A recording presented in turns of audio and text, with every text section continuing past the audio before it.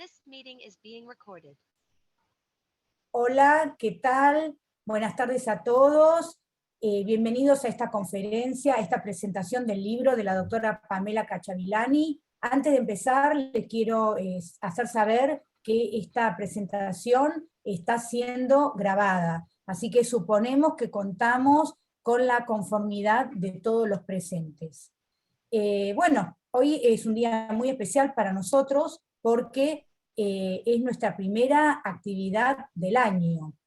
Y justamente una actividad de un altísimo nivel porque es la presentación de un libro que es la tesis doctoral de Pamela Cacciavillani.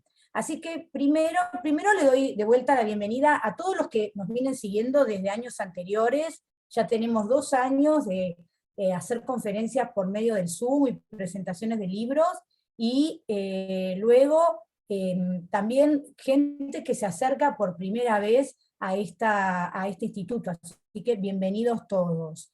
¿Me están pudiendo ver? Porque yo no me veo a mí misma. Ahí está. Bien, muy bien. Ahí, perfecto. Te vemos perfectamente. Muy bien. Bueno, entonces vamos a empezar con los datos de la obra que vamos a presentar hoy. Es una obra que se llama Celebrar lo imposible, el Código Civil en el régimen jurídico de la propiedad. Córdoba entre fines del siglo XIX y comienzos del XX. Entonces, en primer lugar, voy a presentar a la autora del libro, y luego voy a presentar a la primera presentadora.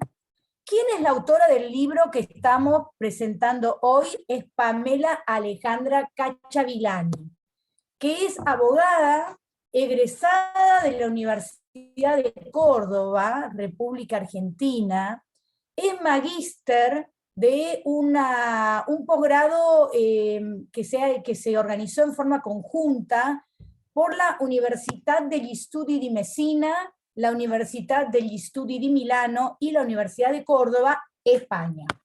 Es doctora en Derecho y Ciencias Sociales por la universidad de la que egresó como abogada, la Universidad Nacional de Córdoba, Argentina. Fue doctoranda e investigadora en el Max Planck Institute for Legal History and Legal Theory de Frankfurt y Alemania entre los años 2013 y 2019. Ha sido profesora invitada de la Facultad de Derecho de la Universidad de Zúrich y en la Universidad de Buenos Aires para impartir clases de posgrado. Un minuto. Se me había desconectado la computadora. Desde el año 2019, Pamela es profesora de Historia de las Instituciones Jurídicas en la Universidad de Monterrey, México, y candidata a investigadora nacional por el Sistema Nacional de Investigadores CONACYT 2020-2022. Sus áreas de investigación son el análisis histórico y feminista del derecho, con especial interés en cuestiones de propiedad y registros de la propiedad en el siglo XIX y XX. Desde hace muy poquito, desde el 16 de febrero de 2022, es directora del Departamento Académico de Derecho de la Universidad de Monterrey, México. Bienvenida, Pamela, muchísimas gracias por presentar tu libro en el instituto. Y vamos a comenzar con la presentación a cargo de Eugenia Molina. Eugenia es doctora en Historia por la Universidad Nacional de La Plata, grado académico que obtuvo con su tesis Formas de sociabilidad y opinión pública en el Río de la Plata durante la primera mitad del siglo XIX, ambigüedades y conflictos en la difusión de una cultura política moderna. Es investigadora independiente de CONICET en el Instituto de Estudios Históricos, Económicos, Sociales e Internacionales. Es profesora titular de Historia Argentina 1 en la Facultad de Filosofía y Letras de la Universidad Nacional de Cuyo, Argentina. Sus líneas de investigación giran alrededor de la historia social, la historia política y la historia de la justicia, como cuestiones relativas a la configuración del Estado liberal en Mendoza, entre 1776 y 1900, la discursividad política en el siglo XIX y la emergencia de una cultura estatal en el Río de la Plata, Argentina, la circulación de ideas, entre otros temas. Así que adelante, Eugenia. Viviana, ¿me permitís una cosa importante que también nosotros ya lo damos por hecho, pero las dos son miembros titulares de nuestro instituto, tanto Pamela como Eugenia. Nosotros, los miembros del instituto, somos muy conscientes de eso, pero capaz que la audiencia que no nos conoce no lo sabe, así que estamos muy orgullosos de contar con ellas en nuestro instituto desde hace muchos años. Perdón por la interrupción, pero no lo podía evitar. Muy bien, era imprescindible esa aclaración. Así que muchas gracias y Eugenia, el piso es tuyo. Adelante. Bueno, muchísimas gracias. Buenas tardes a todos y a todas. Primero que nada, agradecer a Viviana por la invitación a presentar el libro, que además de ser muy grato desde el punto de vista intelectual, porque ha sido un placer leerlo, también es un placer poder presentar el libro de Pamela, con la cual desde hace un par de años, gracias al contacto que intermedió Alejandro Agüero, hemos mantenido una relación académica bastante estrecha, así que bueno, para mí es realmente una alegría poder presentar su libro, que la verdad que lo veníamos esperando desde hace bastante tiempo. Mi presentación va a tener que ver, va a tener que ver precisamente con mi formación disciplinar. Yo vengo de la historia, desde la historia me he acercado al derecho y más específicamente a las prácticas y representaciones de la justicia, así es que mi valoración de la obra va a tener que ver específicamente con esta formación histórica, porque supongo que el segundo presentador va a hacer más hincapié en la cuestión, digamos, en los aspectos jurídicos o los aportes a la historiografía del derecho más específicamente. Bueno, el libro, que es un verdadero gusto leerlo y sobre todo por los aportes conceptuales que hace al inicio, en el primer capítulo, son muy importantes justamente para gente que venimos de la historia y nos hemos acercado al derecho, porque aporta muchos elementos conceptuales, precisiones técnicas. Pero más allá de eso, la obra en general aborda o tiene una perspectiva histórico-jurídica, pero que es productivamente crítica. Y es productivamente crítica porque, tomando como mirador la aplicación del Código Civil en materia de propiedad al caso cordobés de fines del siglo XIX, logra, justamente desde una perspectiva crítica, logra poner en tensión la normativa o la normatividad con la realidad social. Entonces, desde ese punto de vista, en un sentido genérico, la obra es realmente interesante justamente por esta productividad crítica, en donde ella logra, en un sentido muy genérico, por un lado ver cuáles son los condicionamientos sociales, políticos, institucionales, hasta económicos, en la aplicación del Código Civil a la realidad cordobesa, pero también esa productividad crítica tiene que ver con las propias limitaciones que el Código Civil pudo tener en relación con algunas cuestiones, como por ejemplo, que aborda ella, como por ejemplo la cuestión de la registración de la propiedad o la cuestión de el no tratamiento o la invisibilización de la cuestión de los pueblos de indios que por entonces comenzaban a designarse como comunidades indígenas. Entonces, desde ese punto de vista general, es un enfoque histórico-jurídico que pone en tensión norma y realidad y que de alguna manera permite adoptar una postura crítica con respecto a la aplicación del Código Civil, y en ese sentido, con eso mismo tiene que ver el título de Celebrar lo Imposible del libro, el título del libro, porque justamente lo que ella trata de visibilizar son estas limitaciones intrínsecas y estos condicionamientos extrínsecos que afectaron la aplicación del Código Civil.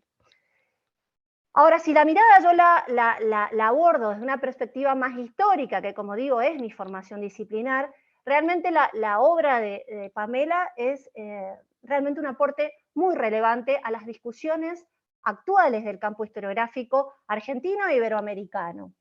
por varias cuestiones.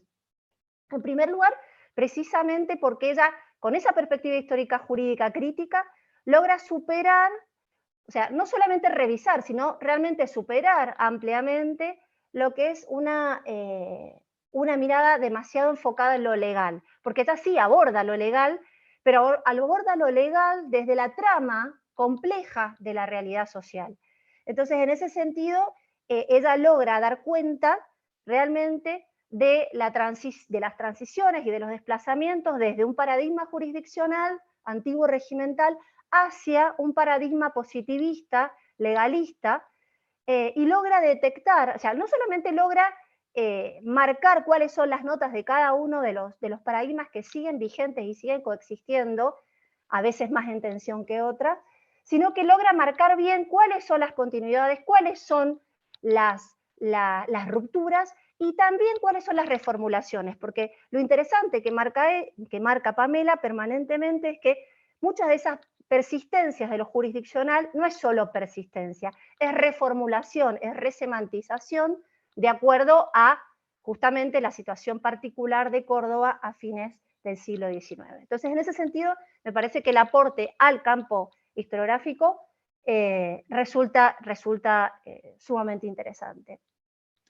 Una segunda cuestión que me interesaba también marcar desde el punto de vista de mi formación disciplinaria y del aporte que tiene la obra, tiene que ver con la gran sensibilidad histórica que tiene. Es más, yo le diría que si va a una jornada solo de historiadores, pasaría perfectamente por historiadora, porque la forma en la que ella aborda determinadas cuestiones que ahora voy a marcar, realmente, digamos, llama la atención la sensibilidad historiadora que evidencia el análisis de Pamela. Por un lado, me parece sumamente interesante la incorporación de algunas metodologías y algunos recursos empíricos que suele utilizar la historia social, también la historia social de la justicia, y recientemente también la historia política, como es la cuantificación. Ella en un momento dado del desarrollo cuantifica, por ejemplo, los discursos legislativos, cuantifica los discursos de los gobernadores para dar cuenta de cómo la cuestión de la propiedad privada se va convirtiendo en una problemática de la agenda estatal en Córdoba. Y eso es un típico recurso que viene utilizando, por ejemplo, la historia política más reciente, para dar cuenta de, por ejemplo, la legislatura o los estudios de Ana Laura Lanteri sobre el Congreso Nacional, es decir, cómo los debates, la cuantificación de los debates, permiten dar cuenta qué se está poniendo en agenda o qué se está sacando de la agenda. Entonces, en ese sentido, ese recurso empírico que ella usa, digamos, es realmente interesante a un enfoque histórico.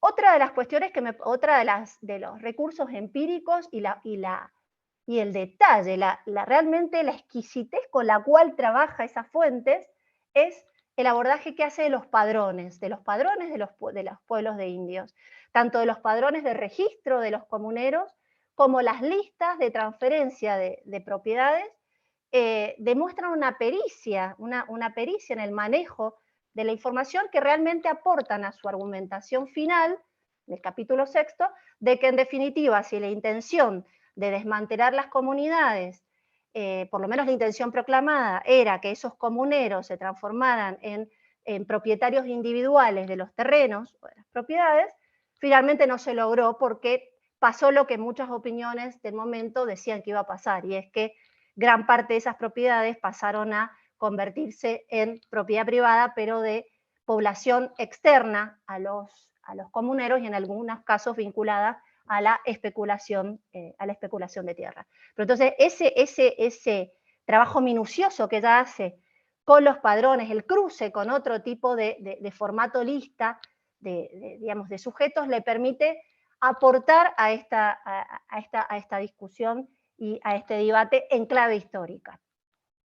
Un tercer punto que muestra una vez más la historicidad del enfoque de Pamela es en la atención que ella le presta al lenguaje y cómo un mismo significante va cambiando de significado a lo largo del periodo, incluso a lo largo mismo de los años que ella analiza. Y por ejemplo, atiende a cómo la élite política y también letrada deja de usar el término pueblos de indios y comienza a llamarlos comunidades indígenas, obviamente con una intencionalidad, y con una intencionalidad que tiene que ver con que estas comunidades, al llamarlas comunidades indígenas en un nuevo contexto legal también, lo que se busca es evitar cualquier tipo de reivindicación de un usufructo de los territorios, de los terrenos, digo, como podían tenerlo en el antiguo régimen cuando se otorgaba a los pueblos de indios, digamos, derechos sobre el acceso a las tierras del ejido, a los pastos, etc. Y no solamente ella atiende a este desplazamiento semántico y lingüístico, en el caso de pueblos de indios y comunidades indígenas, sino también, por ejemplo, a la misma conceptualización del indio, y cómo incluso la falta de un término dentro del lenguaje expresaría también una incomprensión. ¿En qué sentido digo esto? Ella marca muy bien cómo el tipo de relación que los indígenas tenían con la tierra no tenían un nombre, digamos, no eran nombrados, no tenían un nombre en el lenguaje, porque de alguna manera terminó siendo asimilado por analogía a el condominio. Entonces, a los indígenas pasaban a considerarse condóminos, cuando en realidad, es decir, se termina aplicando una conceptualización elaborada en torno a la nueva propiedad privada a un tipo de relación que corresponde a otra cultura jurídica, pero justamente tiene que ver con la falta de nombre a una realidad que no se comprende. Entonces, ese detalle me parece sumamente interesante, porque marca no solamente cómo el lenguaje, la existencia del lenguaje va desplazándose de un significado a otro, sino como la falta de términos en el lenguaje expresa también invisibilizaciones e incomprensiones. Desde el punto de vista, digamos, de la mirada del historiador, también a mí lo que me pareció impresionante fue la diversidad del corpus de fuentes que trabaja, que es algo con lo que especialmente los historiadores vivimos como obsesionados con cruzar fuentes, para, digamos, lograr, digamos, mostrar la mayor complejidad posible de los contextos históricos. Y en ese sentido, como para hacer un raconto así rápido y no excederme en el tiempo, por supuesto que ella, como abogada y como formada en Derecho, hace un análisis exhaustivo y detallado de lo que es el Código Civil en materia de propiedad, de lo que es los artículos de la Constitución, incluso de la Constitución reformada del 94, también en materia de comunidades indígenas, de las leyes de 1881 y 1885, que son las que legislan en Córdoba el desmantelamiento de las comunidades indígenas. Es decir, hay claramente un análisis de todo lo que es el corpus normativo. Pero a eso le suma una serie de fuentes que le permiten reconstruir cuál es la intertextualidad de esos documentos normativos. Es decir, qué leían quienes hacen quienes legislan o quienes producen esos textos. Entonces, incorpora textos normativos, textos doctrinarios, incorpora correspondencia, por ejemplo, la correspondencia de Vélez Sarsfield, para explicar por qué Vélez Sarsfield no incorpora la registración de la propiedad al código. Además de las fuentes doctrinales, incluye otro tipo de fuente que es muy interesante, que son las tesis doctorales que se presentan en la Universidad de Córdoba, y todo esto le permite reconstruir la intertextualidad letrada, en la cual, digamos, como contexto de enunciación se sanciona el Código Civil y estas leyes de 1881 y 1885. Pero va más allá, porque también reconstruye el debate en la esfera pública, es decir, no se queda en lo que piensa la élite letrada jurista, sino que reconstruye el debate público a través de las actas de la legislatura y sobre todo la prensa, lo cual es sumamente interesante porque permite introducir en la cuestión de la discusión verdaderamente pública que se está dando en ese momento. A eso agrega una enorme variedad de fuentes institucionales, legislativas, del Ejecutivo e incluso puntualmente de esa oficina estatal que es el Departamento Topográfico, que incorpora, digamos, digamos, un actor que va a ser sumamente relevante en lo que se refiere a la mensura, al deslinde, al mejoramiento de los terrenos, de los nuevos terrenos. Y como si eso fuera poco, incorpora también una gran cantidad de fuentes judiciales, civiles, pero también administrativas. Y es ahí donde a mí también me resultó muy familiar, digo familiar desde el punto de vista de cómo los historiadores solemos abordar los expedientes judiciales, porque no se queda en lo que dicen los actores, sino reconstruye las tramas de relaciones en las que esos actores dicen lo que dicen, y además en las estrategias, es decir, no quedarse pegado a lo que el demandante o el denunciado está diciendo, sino por qué puede ser que diga lo que diga, es decir, la estrategia judicial que usan los actores en el escenario judicial. Entonces, en ese sentido, la variedad del corpus de fuentes hace que el trabajo realmente tenga un pulso histórico sumamente rico e interesante. Desde el punto de vista también de la relevancia de la obra, desde el punto de vista del campo historiográfico y de las cuestiones que actualmente se están discutiendo, es fundamental sobre todo porque se enfoca, o hay un, mejor dicho, más que se enfoca, hay una cuestión que atraviesa todo el trabajo y que son las relaciones entre técnica y política, entre saberes y estatalidad, que es una cuestión que, con un enfoque interdisciplinario, que abarca abordajes desde la sociología, la antropología, la ciencia política y la historia también, ponen en relación cómo el Estado se sirve de determinados saberes para construir ese monopolio de la violencia física y simbólica en un territorio determinado y legitima ciertos saberes. Entonces, en ese sentido, el trabajo me parece que es relevante porque además muestra o enriquece un caso provincial que ya tiene algunos estudios en relación con el departamento topográfico, en relación con la agrimensura, pero que ella justamente por ese enfoque interdisciplinario articulado con el derecho, incorpora aristas interesantes que no han sido trabajadas. Y entonces en ese sentido me parece que el trabajo de Pamela enriquece aún más los análisis en clave comparativa que se vienen haciendo en varios casos provinciales y muestran cómo determinadas oficinas que pueden tener los mismos nombres, departamento topográfico, responden a intencionalidades gubernamentales diversas, que a su vez responden a contextos de gobernabilidad diversos, y que por tanto es necesario, seguir indagando en casos particulares, provinciales, para poder después establecer, un debate, un diálogo, precisamente sobre cómo este tipo de oficinas pueden funcionar para distintas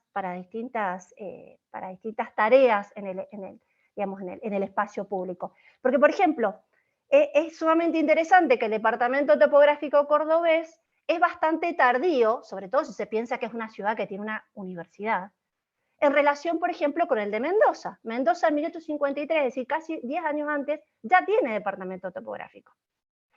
Es más, de hecho, bueno, Buenos Aires también lo tiene, pero lo interesante es que si bien en Córdoba aparece tarde ese departamento topográfico, inmediatamente genera a los pocos años un registro de la propiedad, que es el único, según lo que dice Pamela, es el primer registro de la propiedad a nivel nacional. Ni Buenos Aires ni Mendoza tienen ese registro de la propiedad. Entonces, esto dice de trayectorias institucionales distintas. Si bien todos se llaman departamento topográfico, los fines con los cuales se crean son distintos.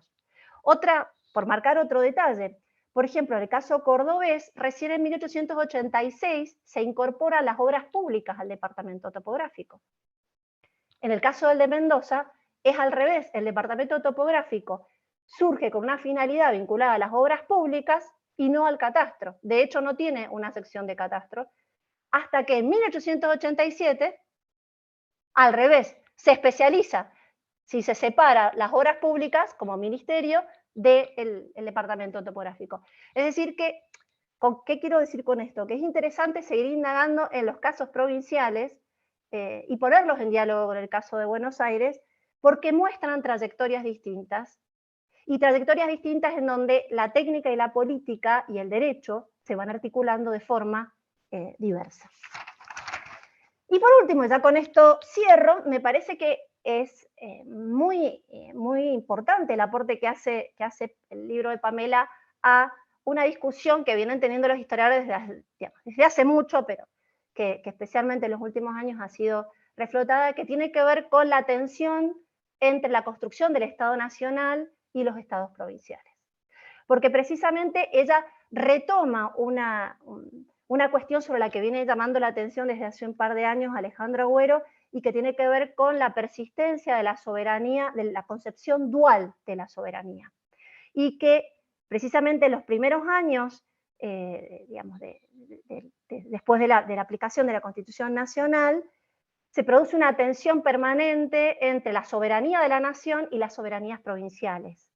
Justamente por todas estas capacidades que las provincias no han delegado explícitamente en el gobierno nacional y que les permiten, de alguna manera, poner en entredicho los proyectos unificadores de la nación. Y es lo que pasa precisamente, y lo muestra muy bien Pamela, con el Código Civil.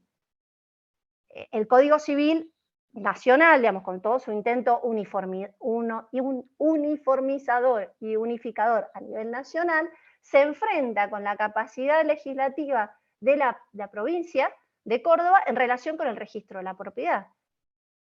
Sí, de hecho, el registro de la propiedad en Córdoba empieza a funcionar antes que se aplique el código. Entonces eso genera una serie de tensiones que recién van a ser solucionadas claramente ya a principios del siglo XX, cuando quede clarísimo que es la nación la única titular de soberanía y que las provincias solamente conservarán autonomía.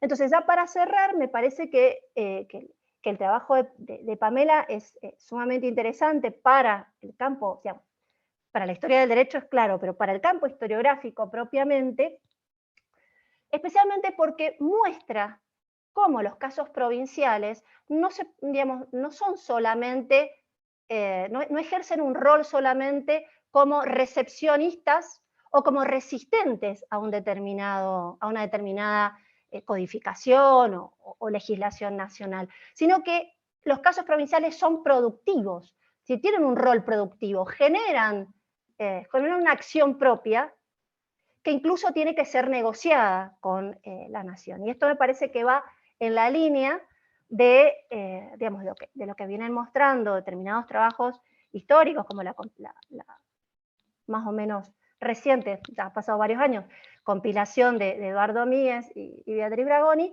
en donde se muestra que el Estado Nacional se construye desde los márgenes y en negociación con el centro, y no como se planteaba con anterioridad, desde el centro impuesto a los márgenes, como si los márgenes solo aceptaran o resistieran. Justamente lo que muestra Pamela es que los márgenes construyen y negocian también la construcción del poder nacional. Bueno, muchas gracias. Bueno, muchas gracias, Eugenia. Un ejemplo de lo que tiene que ser la presentación de un libro. Tal cual, una clase magistral, cómo se presenta un libro. Felicitaciones, muchas gracias, Eugenia. Bueno, vamos a concederle el uso de la palabra al segundo presentador, Porfirio Neri. Estás ahí como Viviana Kluger, me parece, ¿no? Aquí estoy. Bueno, entonces ya te veo, me quedo tranquila, te voy a presentar, porque acá creo que es la primera vez que venís a nuestro instituto, entre comillas.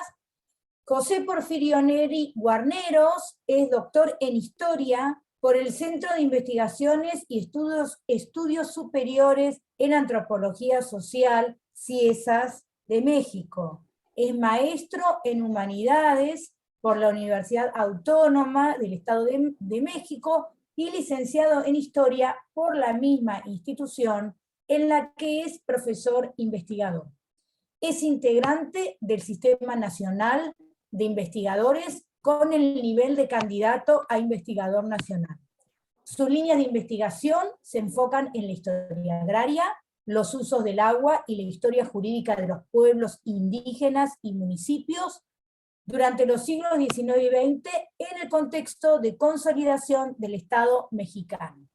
En 2018 obtuvo el premio Banamex de Historia Regional Mexicana Anastasio G. Saravia por su tesis doctoral que se llamó Entre montes y lagunas, desamortización y mercado de tierras en la subcuenca del río Cautitlán, 1856-1917. Porfirio, muchísimas gracias por estar acá en el instituto, por haber aceptado llevar adelante la presentación del libro de Pamela, así que el piso es tuyo, te doy la palabra. Muchísimas gracias, Viviana. Pues gracias por la presentación.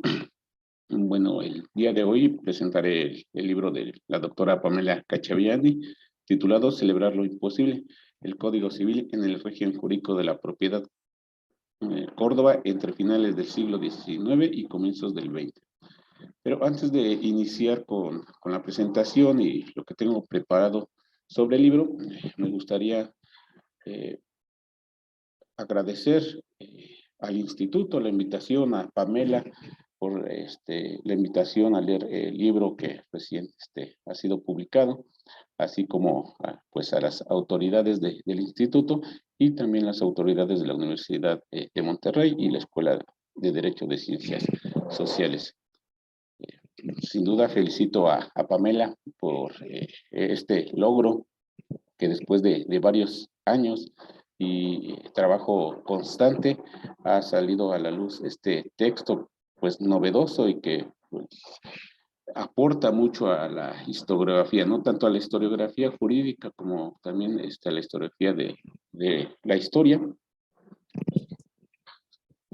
y que se enfoca en el Código Civil argentino, que empieza su vigencia en 1871, y el régimen jurídico de la propiedad en Córdoba. Es grato para mí presentar este libro y comparto la felicidad de Pamela por el logro que representa la publicación del mismo. Bien, sin más preámbulo, voy a dar inicio a los comentarios que tengo sobre el texto. El libro que hoy presento, titulado Celebrar lo imposible, el Código Civil en el régimen jurídico de la propiedad Córdoba entre finales del siglo XIX y comienzos del XX, fue la tesis doctoral de Alejandra, misma que fue defendida en 2018. Sin duda, el libro que hoy nos convoca y presento tiene los méritos y el rigor académico que requieren los trabajos de investigación. Su aporte es significativo para el estudio sobre los derechos de propiedad en Argentina y de Córdoba. E incluso pues nos ayuda en otros trabajos, no solo en Argentina y en Córdoba, ¿no? También hacer estudios comparativos, y yo digo, soy de México y me dedico a la investigación en México, hacer estudios comparativos sobre los derechos de propiedad. Sin duda es un aporte novedoso porque logra conjugar dos aspectos importantes, ¿no? Que durante muchos años, y sobre todo también en México, se han mantenido distantes, ¿no? Por una parte la investigación jurídica y por otra parte la investigación histórica. Creo que un aporte fundamental del libro de Pamela y que se debe destacar es que logra conjugar bien y perfecta y armoniosamente estos dos aspectos, ¿no? Lo jurídico y lo histórico. Digo, nos da una cátedra en los primeros capítulos de cómo abordar el aspecto jurídico al explicar pues el Código Civil de Vélez Arfiel y algunas otras de legislaciones, ¿no? Y también la propia legislación local, ¿no? De Córdoba, para después explicarnos, como bien lo ha mencionado la que me antecedió, con fundamento en varios documentos históricos, los casos de Córdoba, ¿no? Cómo se fue aplicando el Código Civil argentino en Córdoba, pero cómo también la propia legislación de Córdoba fue moldeando la propiedad en este territorio. La propiedad privada en detrimento de las comunidades indígenas, pero también un factor importante que rescata Pamela fue la reacción de estas comunidades indígenas. Es decir, no se queda solo en el aspecto legal o jurídico, ¿no? Que cuando se observa por separado, por una parte lo jurídico y por otra parte lo histórico, ¿no? Ella logra conjugar bien estos dos aspectos, no se queda en el aspecto jurídico y pasa al aspecto histórico, lo social, ¿no? Cómo actúan estas sociedades, estos grupos sociales, ¿no? Que se enfocan principalmente en los pueblos indígenas. La autora hace un análisis del Código Civil de Vélez Sarsfield y de las leyes provinciales de 1881 y 1885. O sea, ve dos aspectos, ¿no? Que ella también logra conjugar, el aspecto nacional y también el aspecto provincial. Estas leyes tendientes a desmantelar la propiedad indígena, ¿no? En esta tendencia del siglo XIX, que no es exclusiva de Argentina, ¿no? Sino también de otros países latinoamericanos, en donde se empieza a implementar una legislación liberal tendiente a desaparecer las corporaciones indígenas y la propiedad privada, la propiedad comunal, ¿no? Esta propiedad de los pueblos originarios. Esto es fundamental para entender cómo el Código Civil fue puesto en práctica en la provincia cordobesa, ¿no? De Córdoba, así como la construcción del régimen jurídico de la propiedad privada en dicha provincia. Pero, repito, la autora no se queda solo en la cuestión legal, también aborda cómo dichas normas impactaron en las relaciones sociales. Es un aspecto y es un logro grandioso del libro y que quiero destacar, porque comúnmente los textos jurídicos se quedan en explicar la legislación, ¿no? O sea, sí, y qué con la legislación, ¿no? La legislación implica algo más, ¿no? El derecho implica algo más. Y son estas cuestiones sociales, ¿no? Cómo los grupos sociales hacen frente a esa legislación, si bien a lo mejor en unos casos la adaptan, en otros casos negocian y a veces la rechazan, ¿no? Y se van moldeando, ¿no? Entonces no se queda solo en el aspecto jurídico, sino que va viendo estos otros aspectos, como en la práctica los derechos de propiedad se van construyendo, como bien, y ella lo menciona en su texto, ¿no? Como bien lo ha apuntado Rosa Congos, que pues, los derechos de propiedad se construyen a partir de las relaciones sociales. Bien, la autora, a partir de un análisis jurídico, histórico-jurídico, aborda de manera simultánea los cambios acontecidos en el orden nacional y provincial, principalmente en lo que se refiere al conflicto entre la nueva normativa, las formas previstas por el derecho precodificado y las normas producidas en ejercicio de la autonomía provincial. Este aspecto es importante, ¿no? Porque si por una parte está el aspecto nacional, también está el aspecto provincial. Y ya lo mencionaba, se mencionaba anteriormente, ¿no? Por una parte estaba la nación y por otra parte estaban las provincias, ¿no? Que también eran autónomas. En el caso de, por ejemplo, de México es diferente, ¿no? Porque aquí pues cada provincia se declaró pues también autónoma. Entonces, en ese sentido también el libro de Pamela, por ejemplo, en específico para el caso mexicano, pues nos ayuda a establecer estudios comparativos y ver cómo la aplicación de la normatividad respecto a los derechos de propiedad fue implementada en distintas formas, ¿no? En algunos aspectos fueron similares, la reacción fue similar, la implementación fue similar, pero en otros casos puede verse notorias diferencias. En este aspecto, el libro representa un aporte significativo ante la falta de estudios histórico-jurídicos que aborden de manera simultánea lo nacional y lo provincial, en el caso específico pues, de la historiografía argentina. Pamela nos muestra cómo a pesar de la irrupción del nuevo modelo de propiedad liberal, cuya base radicaba en un concepto de dominio individual absoluto, pleno y libre y circulante. Algunas instituciones del sistema tradicional continuaron vigentes. En este sentido, Pamela nos muestra cómo persistieron formas de propiedad comunal. Ahí bien claro nos muestra en los últimos capítulos cómo los pueblos indígenas en la órbita provincial durante el proceso de codificación lograron mantener prácticas antiguas, ¿no? Respecto a los derechos de propiedad. Bien, el texto es enriquecedor a lo largo de sus 6 capítulos en los cuales se divide. El primer capítulo pues nos da una cátedra, les decía, de cómo abordar la legislación jurídica, el surgimiento de un concepto de dominio absoluto, exclusivo y perpetuo, para después pasar a una descripción de lo que es el Código Civil, enfocándose en su propuesta en materia de propiedad y en su postura respecto a los derechos reales existentes en la cultura jurídica argentina. En el capítulo 2 aborda aspectos relacionados con la sensibilización de la propiedad que quedaron bajo la órbita provincial, la materia procesal y la regulación del ejercicio de la agrimensura.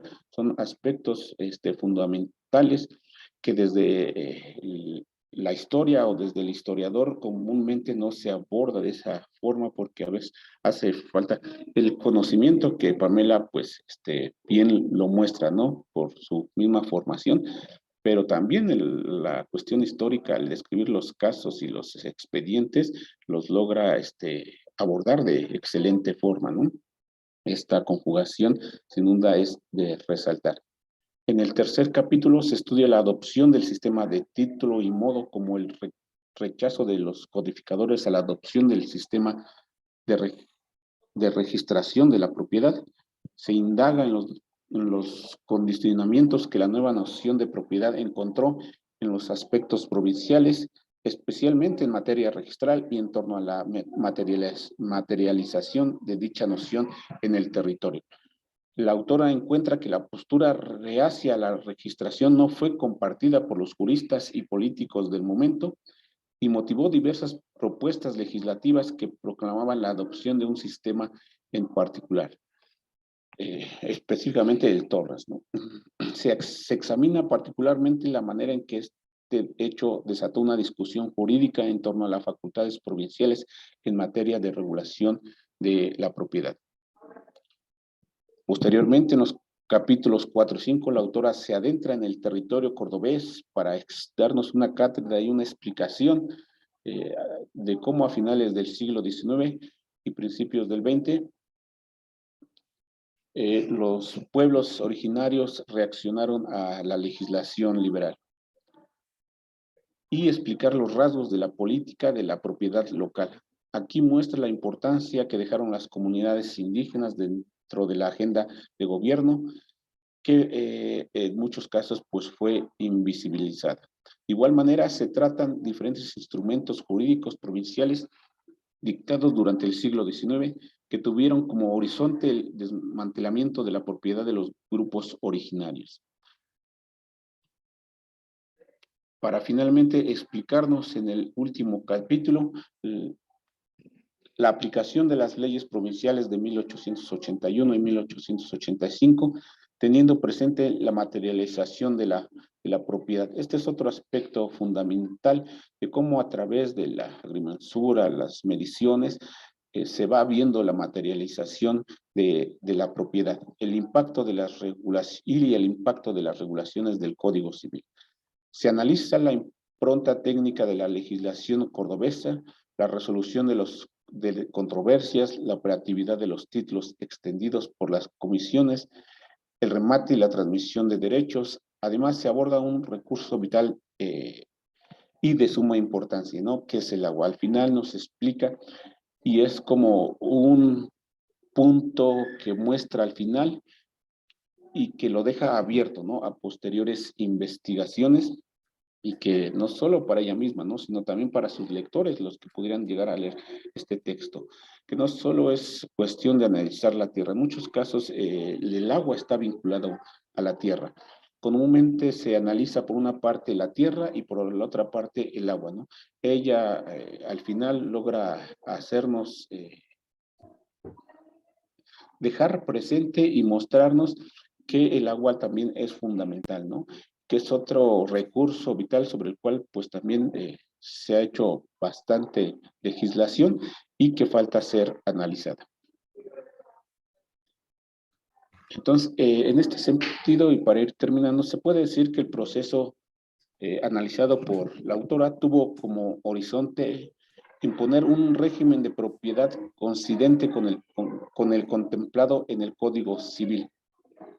Entonces, la obra de Pamela, pues es una obra completa que nos va explicando primero la legislación y después esa legislación con casos en específicos de cómo la propiedad y los derechos de propiedad fueron cambiando, ¿no? Cómo los pueblos indígenas se fueron ajustando a esta legislación o la rechazaron.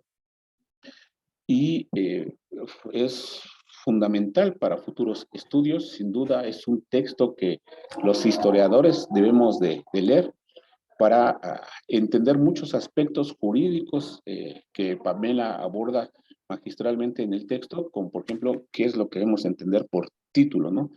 Que no, en el caso de los historiadores a veces cuesta mucho trabajo entender qué es un título y anda buscando títulos por aquí y por allá, sin saber qué es lo que implica un título, ¿no? A título de qué es propietario. En ese sentido es enriquecedor y es un aporte importante.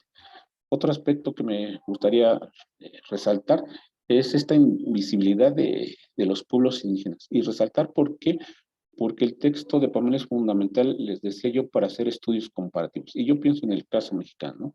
En el caso mexicano podríamos ayudar a entender que hubo otras regiones, otros países en donde la cuestión indígena fue invisibilizada, ¿no? En el caso de México, eh, mm, se trató de eliminar este tipo de propiedad, pero la discusión de la propiedad indígena en los constituyentes, sobre todo en el constituyente de 1850, siempre estuvo presente, ¿no? ¿Qué vamos a hacer con los pueblos indígenas? Entonces, son aspectos que se podrían comparar, así como varios de los puntos que Pamela aborda en su texto. Repito, es un libro fundamental para los historiadores y también los juristas mexicanos que pretenden hacer estudios sobre los derechos de propiedad para establecer comparaciones con otros países. No me queda más que felicitar a Pamela por el excelente libro y por su publicación, y que es el libro que hoy nos convoca. Invito a todos a leerlo, está en línea, para futuras investigaciones. Muchísimas gracias. Muchísimas gracias, Porfirio, por esta presentación. Y bueno, va a cerrar esta presentación la autora, Pamela Alejandra Cachavilani. Adelante, Pamela. Bueno, muchísimas gracias a todos y todas por estar presentes, bueno, al Instituto de Historia del Derecho, a Viviana y Ezequiel, que siempre me apoyan en las diferentes actividades. Yo trato de hacer lo mismo a la distancia, espero cumplir. Y bueno, al resto de colegas que también lo integran, veo acá a los doctores Martiré, Díaz Caucelo, la doctora Zamora. Desde Chile veo a Roberto, a Santiago, desde España, pobre Fernando, es bastante tarde, y mis queridos colegas de México, y algunos compañeros por ahí que veo de la universidad. Muchísimas gracias por estar presentes. La verdad es que para mí es un día muy especial porque creo que, sobre todo Porfirio, me entiende un poquito, porque hace bastante poco salió tu libro. Y creo que en general, cuando nos enfrentamos a la tesis de doctorado, siempre pensamos que en algún momento va a ser imposible. O sea, que es una empresa que no la puedo terminar. Y bueno, a mí me pasó un poco con la tesis, con el libro, y al mismo Código Civil le pasó eso, ¿no? Que era algo, una empresa que en un espacio determinado podría resultar un imposible. Y bueno, celebro que lo pude lograr, obviamente con la típica autocrítica que todo el mundo hace de las obras, y bueno, es importante en un momento cerrarlo, ¿no? Para que exista. Y bueno, a mí me pasó un poco eso, de siempre tener este temor, que bueno, que por lo que dicen personas con una muy buena formación en historia, no se va a cumplir. Yo siempre tenía miedo porque yo escribía para un sector jurídico, pero al mismo tiempo para un sector que privilegiaba el análisis histórico. Y creo que eso para mí siempre fue como una especie de deuda pendiente y que quería todo el tiempo generar un equilibrio y siempre con un temor de fallar y al mismo tiempo tratando de decir, pero no me voy a lo histórico, pero no me quedo en lo jurídico. Y bueno, en realidad el derecho es una ciencia social, o sea, y desde ese momento y con mi concepción del derecho, que creo que tiene que ver con mis años de trabajo en el ejercicio de la abogacía, traté de hacer una tesis que pensara un poco y que diera cuenta del recorrido que yo estaba haciendo como abogada, ¿no? Mi tesis empezó en una plática en un estudio jurídico de agrimensura y derechos reales. Por eso los agradecimientos al ingeniero agrimensor Raúl Grosso y a toda su familia, porque yo empecé pensando la tesis trabajando como abogada y también a través de un servicio que tenía en un barrio en Córdoba, en donde la población no tenía títulos, ¿vale? No tenía escrituras, no tenía registrada su propiedad. Y ahí me daba cuenta de que tanto en el pasado como en el presente, las categorías jurídicas no dan respuestas a las necesidades de la sociedad. Entonces, no tenía sentido seguir insistiendo en un texto que reprodujera fuentes formales del derecho, porque no era lo que la praxis en el presente me estaba demostrando, y poco podría ser probable que en el pasado eso no hubiese acontecido. Entonces, esa fue mi intención, ¿no? Desde mi propia práctica como abogada litigante en materia de derechos de propiedad, darme cuenta que las definiciones del código no permitían que personas que estaban ejerciendo la posesión hace años y no tenían un título, yo pudiese rebatir su condición de propietaria, pero una condición que emergía no del texto legal, que emergía de un vínculo de las personas con la tierra.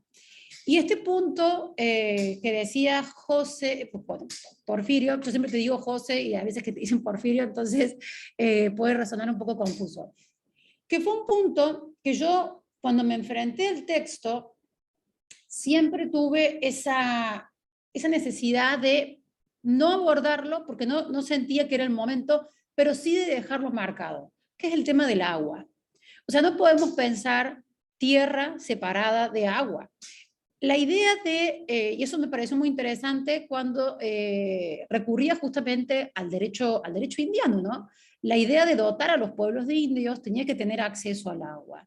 Y cuando pasamos a otro paradigma en donde la propiedad es considerada desde otra perspectiva, la división en esas parcelas económicas, propietarias, descontextualizan la relación de los individuos con el agua. Y eso me pareció muy interesante porque, claro, ¿qué sentido tiene adjudicar un lote estéril sin agua? O sea, termina siendo una situación extremadamente perjudicial. Es como o sea, esa idea, ¿no? de volverse propietario, pero de algo que termina siendo en un sentido hasta contraproducente, ¿no? Entonces te agradezco mucho, Porfirio, que hayas resaltado lo del agua, porque era algo que yo veía, ¿no? Todos los estudios que estaban trabajando en términos de, o pensar la idea de la privatización del agua, dejaban fuera la idea de la relación con el recurso. Y me pareció muy, muy interesante. Y también una cosa que resaltó Eugenia, que es una cuestión que tiene muchísimo que ver con el presente. O sea, yo me acuerdo patente que cuando yo empecé mi proyecto de tesis doctoral, juntamente estaba en Argentina el debate por la unificación del Código Civil y Comercial en esta propuesta del derecho privado. Y bueno,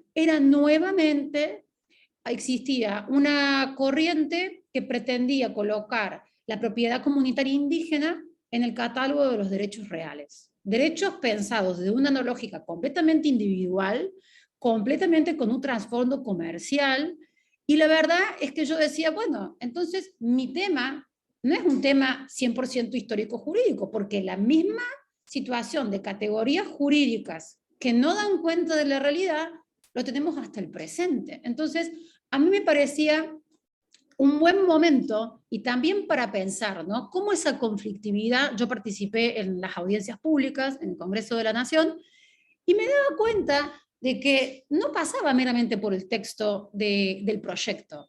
Había prensa, había gente expresando en el Congreso lo que pensaba, había posicionamientos de los legisladores, había discursos. Entonces como que también usé, no quería caer en un anacronismo, pero quería tratar de ver cómo yo estaba viviendo en mi presente una resignificación de categorías y una puja en torno a una codificación, que era lo que yo estaba haciendo, era como un viaje a través del tiempo, una cosa así. Yo lo pensé como diciendo, pero me está pasando en cierta forma, con otras categorías y en otras coordenadas, lo que yo estoy estudiando.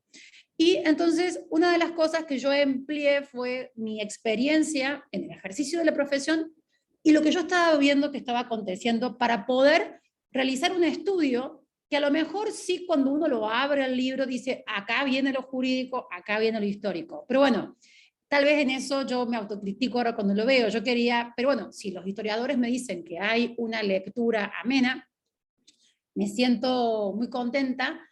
Y la verdad era que una de las cosas que a mí me da mucho temor, no solamente por la comprensión de lo jurídico, sino por la perspectiva que muchas veces se crea del propio derecho y de la propia profesión, ya sea en el ámbito de la investigación académica o en el ámbito del ejercicio de la profesión, es esa disociación, ¿no? Como que el derecho está en un espacio que supuestamente la sociedad participa, no 100% democráticamente, en la configuración del derecho, y que va a regular la vida de las personas, y pareciera que el derecho muchísimas veces está muy descontextualizado de lo que está pasando. Y yo no quería que en mi libro pasara eso, por la propia experiencia que tuve con la praxis. Entonces, en la medida que pude, traté de tener, como bien lo decía Eugenia, además.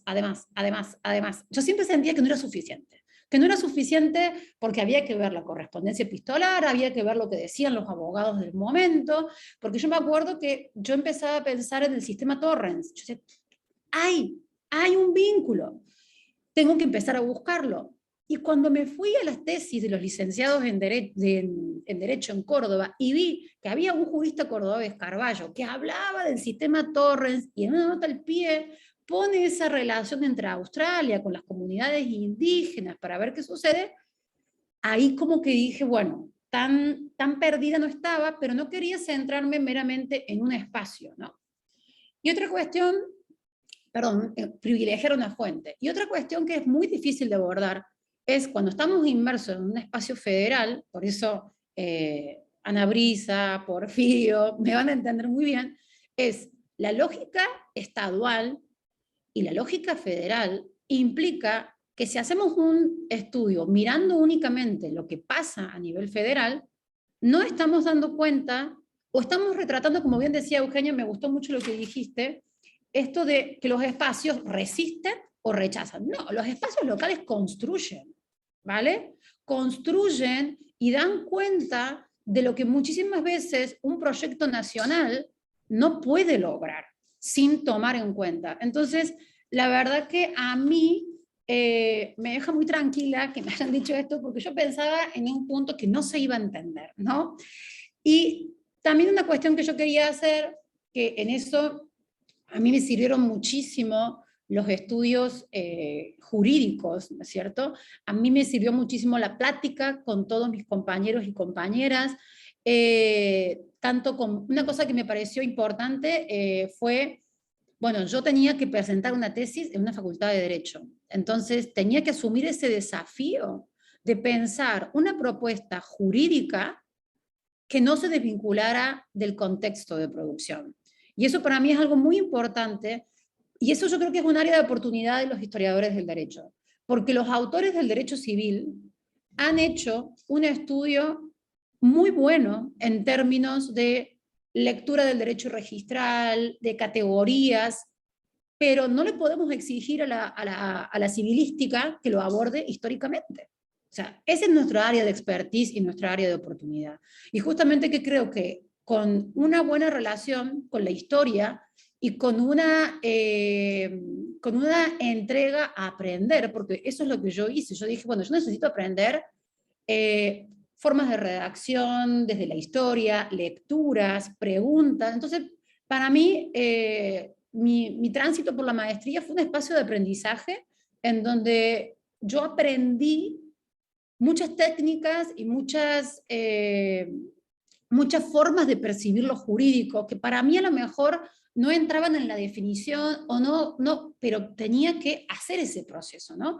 Para poder generar un producto, un libro, una propuesta de investigación que me permitiera a mí llegar.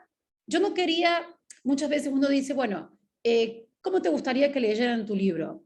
A mí me gustaría que sea un libro horizontal, que lo pudiera leer alguien tanto de historia, tanto de derecho, y que a esa, digamos, a esa inquietud no solamente se satisfaciera el lugar, digamos, lo jurídico y lo histórico, que generara un espacio de aprendizaje, porque justamente eso es lo que yo hice a través de mi propio texto.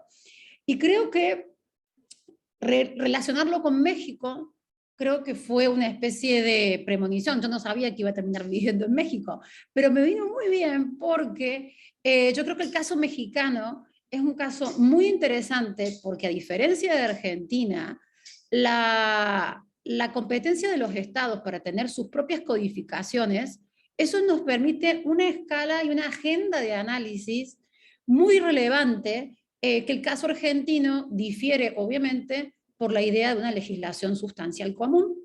Entonces yo creo que ese es un punto que con mucha humildad empecé a indagar a través de las asesorías de tesis de licenciatura, para poder ver cómo pensar la reglamentación de los registros, en este caso fue en el ámbito de Nuevo León, para empezar a ver la experiencia de un espacio federal, no intentar abordarlo para ver si se reproduce, no, como que empezándolo desde abajo, para ver qué es lo que puedo ver yo en estos observatorios más próximos.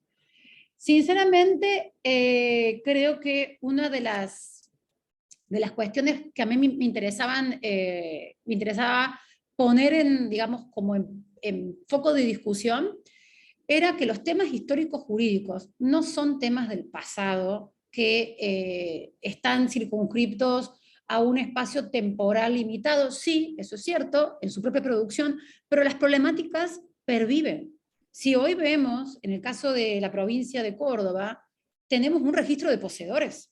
O sea, en el presente, tener un registro de poseedores, y eso, bueno, el tema de registración y posesión, Fernando, vos tenés la palabra en ese punto, es una cuestión que como historiadores del derecho tenemos que empezar a reivindicar esos espacios, porque las problemáticas histórico-jurídicas son problemáticas que todavía están en el presente. Entonces, temas sobre codificación, temas sobre registración, y hoy, bueno, inclusive en un espacio y una realidad que nos atraviesa a las personas que estamos en Nuevo León, la emergencia del agua, ¿no es cierto? Esta cuestión de seguir pensar en términos de propiedad, en términos de adquisición, no teniendo una lectura en una clave de qué relación tenemos que pensar de ahora en más el agua con la propiedad, ¿no es cierto? Porque no podemos disociarlo. La experiencia de disociar el agua de la tierra nos llevó a tener un montón de espacios que se pueden lotear y que se pueden registrar, pero en los que no se puede vivir,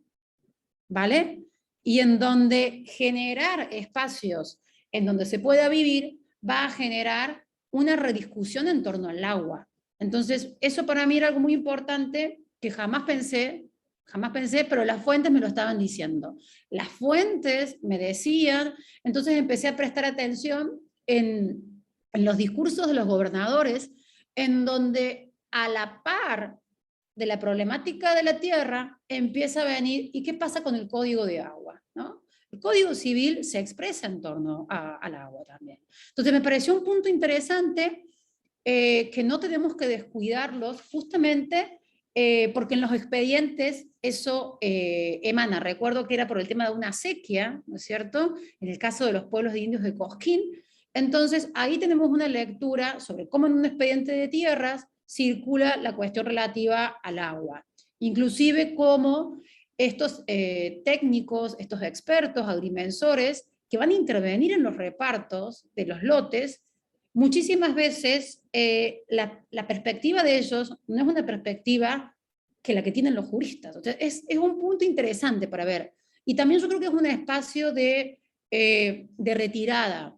La propiedad no se define en la ley. La propiedad no se determina desde las teorías jurídicas, porque tenemos un espacio técnico, y a mí me sirvió muchísimo la agrimensura. Estudiar las tesis de Juan II Fernández, platicar, leer publicaciones de agrimensores, eso fue para mí, para entender las coordenadas de las mensuras, eso fue todo un desafío, y por eso creo que enriquecernos de otras lecturas también implica saber que el derecho tiene un espacio que no es totalizador, tal vez es más residual, y eso nos permite identificarnos mejor con las ciencias sociales, y creo que nos permite construir un derecho que no sea tan artificial, y que sea un derecho que tenga más legitimidad, que sea un derecho que no se construya en los recintos legislativos, o que esos recintos legislativos tengan una mayor participación democrática. Eso es lo que yo sentí. Un punto que me quedó pendiente, yo creo, pero justo me estoy metiendo en el ámbito de la investigación con perspectiva de género, y cuando empecé a meterme, empecé a autocriticarme. ¿Por qué no lo puse? ¿Por qué no lo puse? Y cuando leí el texto me di cuenta que, sin tener esa intencionalidad, había privilegiado fuentes en las que aparecían mujeres, había hecho reconstrucciones de tablas de comuneros poniendo a mujeres, entonces no me sentí como que había descuidado ese espacio, pero sí es cierto que en la planeación de mi proyecto no estaba, y que es algo que tengo pendiente de releer mi propia producción desde la perspectiva de género, y creo que también es una transformación que hay que reconocerla, que también necesita una formación, necesita un tiempo, pero yo creo que una lectura en clave de género interseccional nos va a permitir ver la propiedad desde otra lógica, no una lógica individual, masculina, blanca, heterosexual, y creo que es un punto muy interesante, y que en ese punto tenemos que aprender mucho de las ciencias sociales.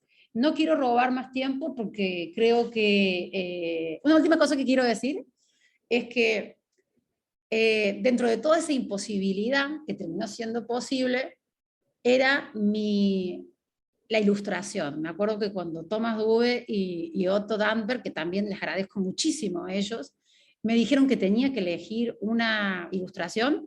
Bueno, yo quería que en ese ánimo propietario, individualista, el libro sea todo mío, y bueno, y yo tengo una deuda pendiente con el arte, entonces dediqué e hice yo mi propia ilustración, porque yo tengo una forma de pensar, hay veces que y todo lo hice con trozos de papeles que marcan ese recorrido de tantos viajes, programas, mapas, dinero, boletos de subtes, programas de historia del derecho, los votos de los miembros del tribunal están por ahí cortados, y una técnica que se llama el decollage, que implica desde una imagen que se van montando diferentes elementos, generar una obra desde la destrucción, ¿no? Dentro de la ruptura. Y un poco eso es lo que yo quise hacer, ¿no? Criticar, recorrer, viajar, aprender.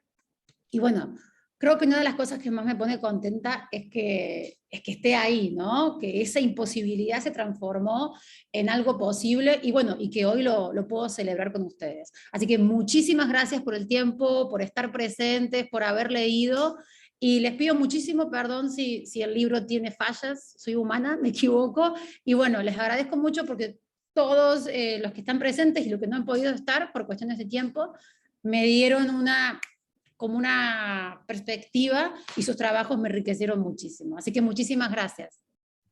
Muchísimas gracias a vos, Pamela.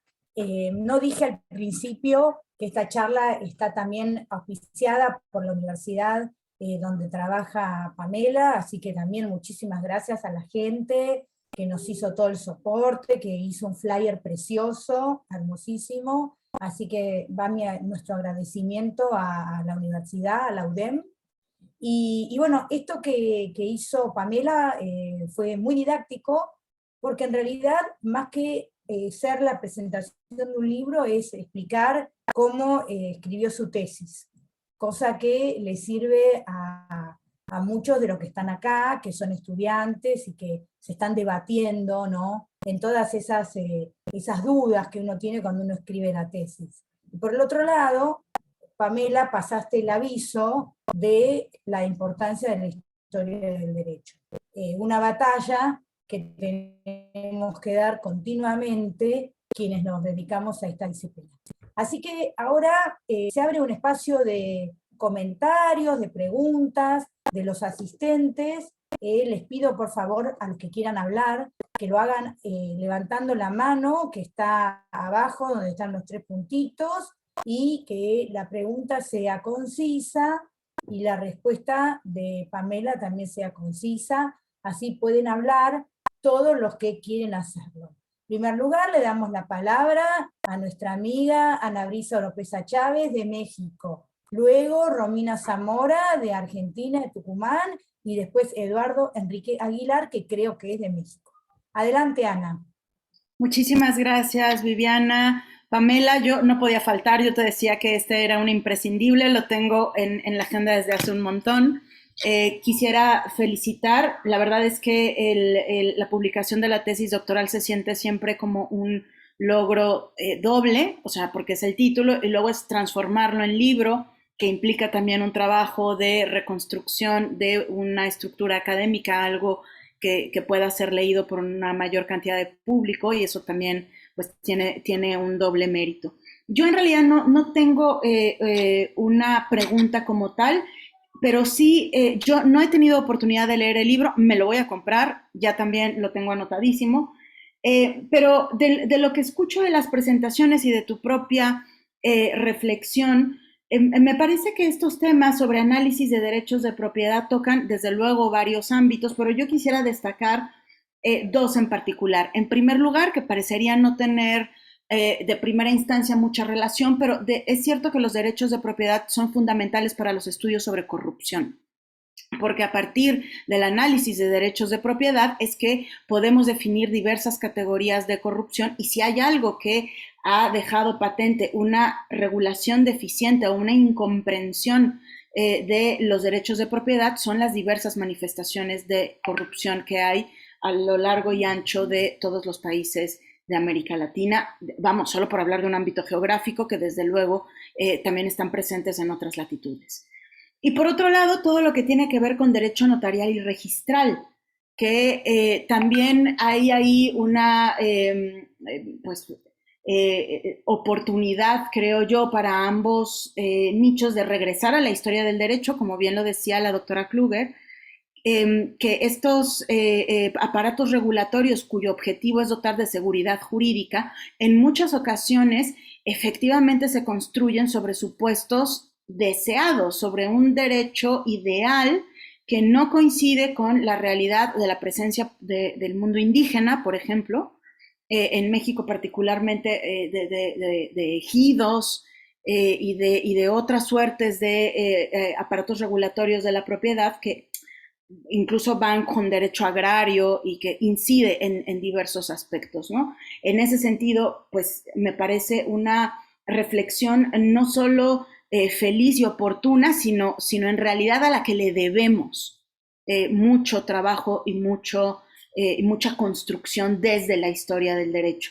Y en cuanto al tema del agua, que atiende incluso a los temas de carácter de derecho internacional, al menos en el caso de México y Estados Unidos, que comparten esa urgencia del agua y que parecería que es únicamente un problema de México, pero que en definitiva es un problema internacional.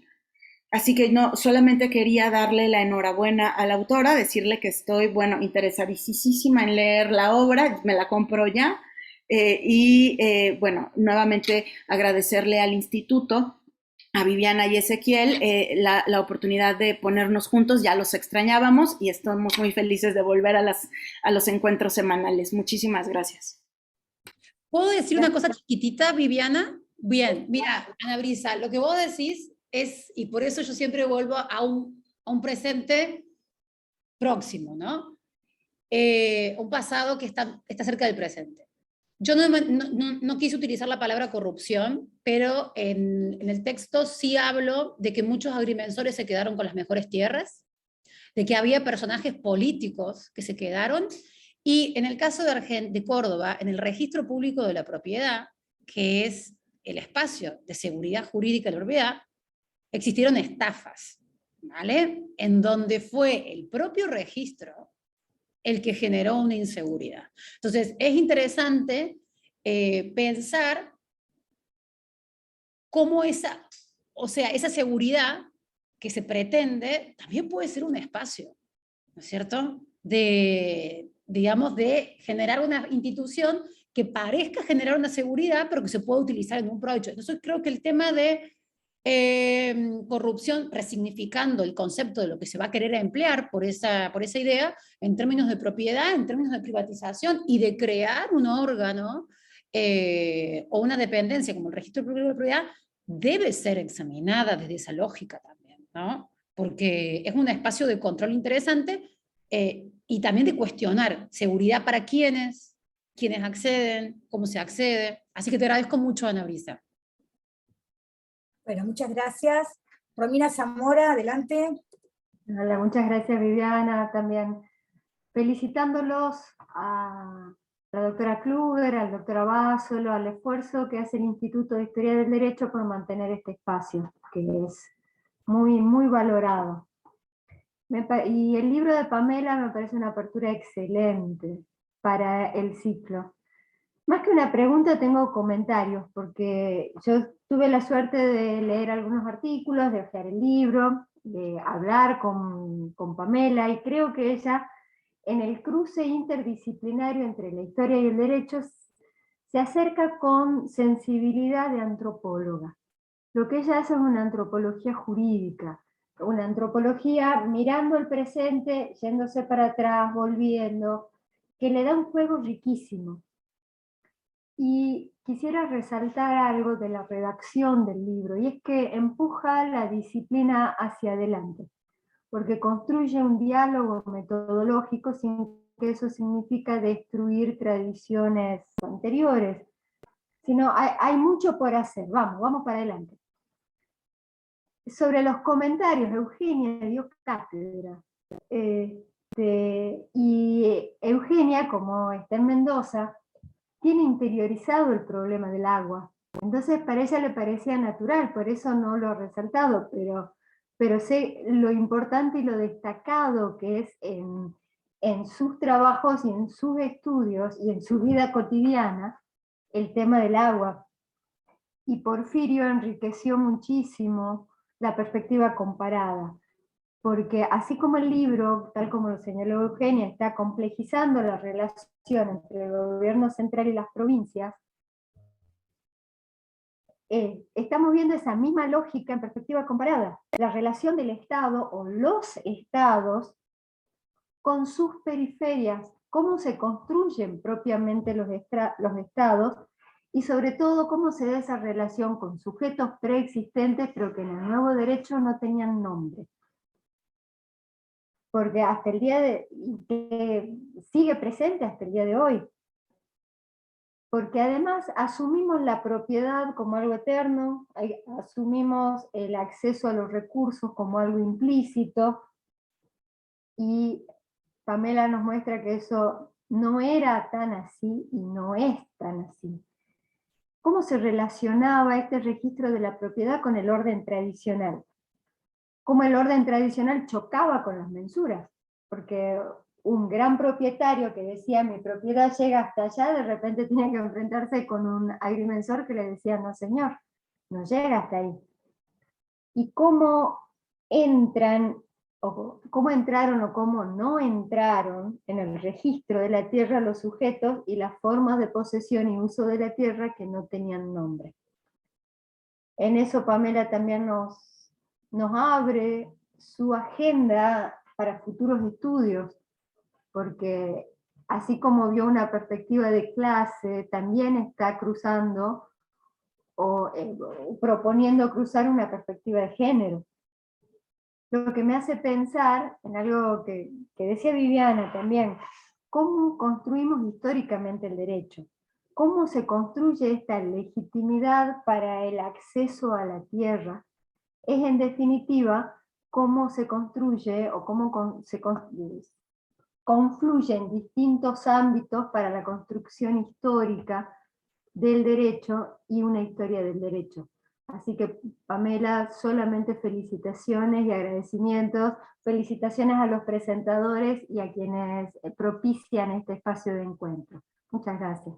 Muchísimas gracias. Yo me tomo 5 minutitos para responder una cosa. Bueno, primero, gracias porque Romina fue la segunda persona que leyó mi proyecto de investigación doctoral en las jornadas de jóvenes investigadores en Córdoba. El primero fue el doctor Víctor Tago Anzuategui y la segunda persona fue la doctora Romina Zamora, y me acuerdo que ella me dijo cosas muy interesantes que yo sentía que no las iba a poder hacer porque no tenía las herramientas para hacer cuestiones históricas, y ahora que me digas que te parece que hay antropología jurídica, bueno, te agradezco mucho, Romy, porque la verdad que sos una excelente profesional y siempre, cada charla que he tenido con vos aprendí mucho, te agradezco mucho. Y otra cosa que quiero resaltar de tu comentario, lo que implica no tener nombre.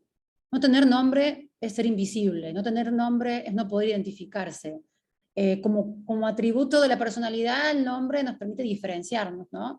Y tenemos que pensar que las relaciones que tenemos con las cosas necesitan un nombre, pero un nombre que identifique lo que son y lo que se pretende. Y yo creo que esa es la labor que tenemos.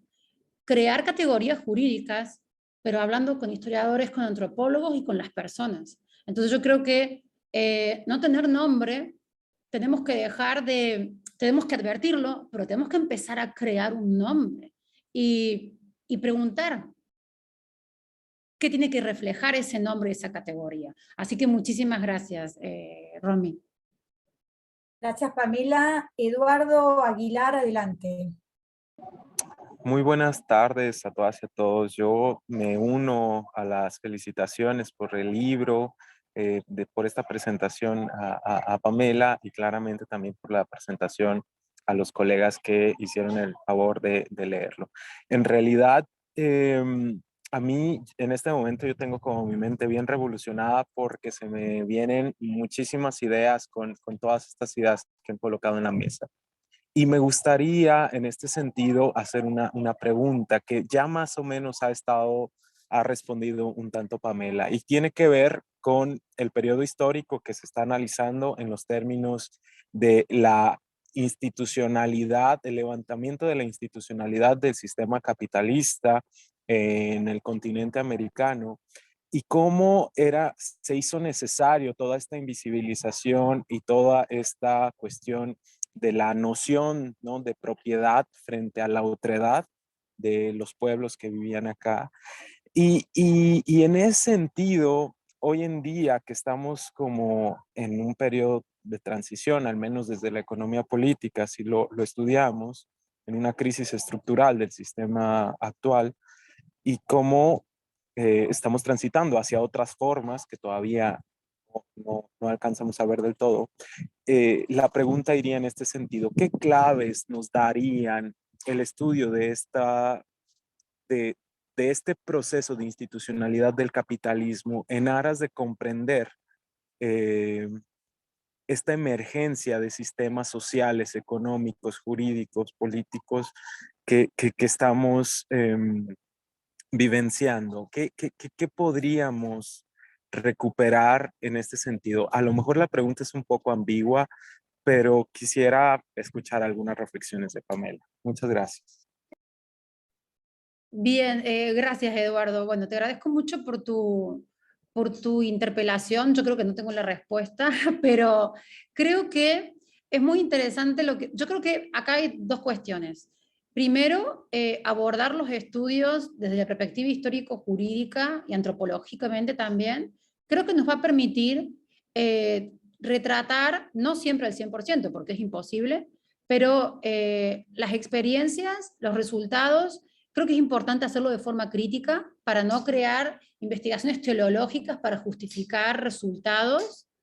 Creo que eso es un buen espacio para tener una perspectiva de los, digamos, de las consecuencias de tomar ciertas decisiones y a partir de esas experiencias posicionarnos en una lectura reflexiva. Por eso yo siempre digo cuando me dicen, ay no, que historia del derecho es algo clave. ¿Por qué? Porque no somos tan originales como nuestro presente nos quiere decir, y la historia del derecho ayuda a romper mucho el ego y el yoísmo del presente, porque los debates sobre codificación, sobre pertinencia, sobre importación de soluciones jurídicas foráneas, ya existieron. Entonces, yo creo que es un espacio de sensibilidad a la historia. Y lo que nos tiene que llamar la atención es que esos espacios de sensibilidad están desapareciendo de las facultades de derecho. Entonces, si queremos generar un derecho que tenga mayor sensibilidad y mayor respuesta a las realidades sociales, no tenemos que quitar historia del derecho. Tenemos que reformular una historia del derecho para generar una sociedad más justa, generar una inclusión. Entonces, para mí, y en términos de propiedad, también implica tener la valentía y el coraje, yo creo, de enfrentar ciertas formas de estructura económica que nos van a llevar a una situación en la que nuestros, ¿cómo puedo decirlo? Los frutos de no poner una pausa van a ser leídos en fuentes histórico-jurídicas de acá a 30 años, en donde va a ser como, hasta un poco como de interpelar. O sea, en menos de 100 años ya vimos lo que implicaba la privatización sin participación y de manera inconsciente, y lo estamos siguiendo haciendo. O sea, es como, yo creo que es un espacio de autocrítica, pero para eso tenemos que también repensar un poco cuál es el rol del derecho y de las ciencias sociales en la construcción de una sociedad y de un derecho. Bueno, muchas gracias, Pamela. Vamos a ir cerrando. El doctor Abasolo pidió el uso de la palabra. Te cuento que hay muchos comentarios en el chat y que también la gente se está retirando. Por eso no queremos que esto se extienda mucho más tiempo, con lo cual yo te voy a hacer llegar el chat, así vos ves, porque inclusive hay una consulta de Brasil, y saludos y felicitaciones. Así que yo, por mi parte, me despido. Te felicito, Pamela. Le agradezco mucho a los dos presentadores de lujo que hemos tenido en esta actividad inaugural de nuestro instituto, y les agradezco a todos los que estuvieron presentes, a los que vinieron por primera vez, a los que ya vienen siguiéndonos, y le doy el uso de la palabra al doctor Abasolo, que va a cerrar esta presentación. Muy bien, muchas gracias. Yo quería decir algunas palabras haciendo abuso de mi condición circunstancial de director, pero también aprovechando algo que hace a nuestro instituto y que tiene que ver con un estilo no solamente académico, sino amistoso. Estamos acá en una magnífica reunión académica y reunión humana, y entonces nos congratulamos con el éxito intelectual de Pamela, pero además de eso, como es de estilo en nuestro instituto, la reunión no es simplemente de plácemes y decir, ay, qué bien, Pamela, que por supuesto te lo mereces, sino que hemos crecido, porque en esta presentación, tanto Eugenia como Porfirio, como las intervenciones de Ana Brisa, la de Romina, bueno, las otras también, han sido oportunidad de crecimiento. O sea,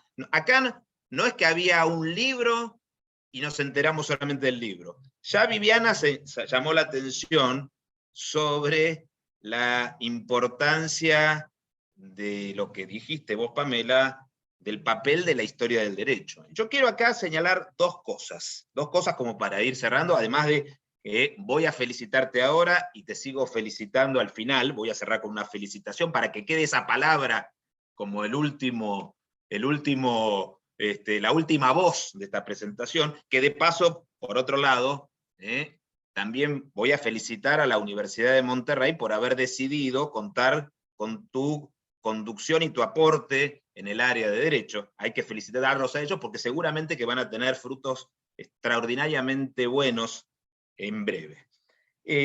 Por un lado, está esto de, hablamos de espacio, de calidad. Bueno, hay algo que es una tradición académica, argentina e hispanoamericana.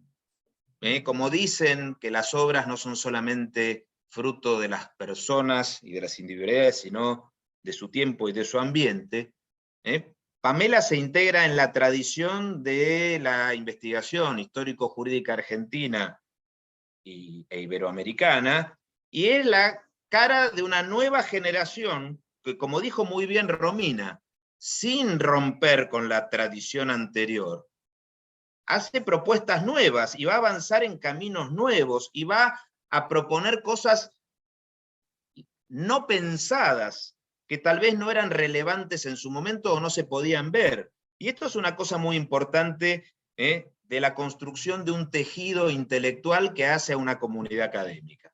Entonces, mérito de Pamela, creativa, innovadora, inquieta.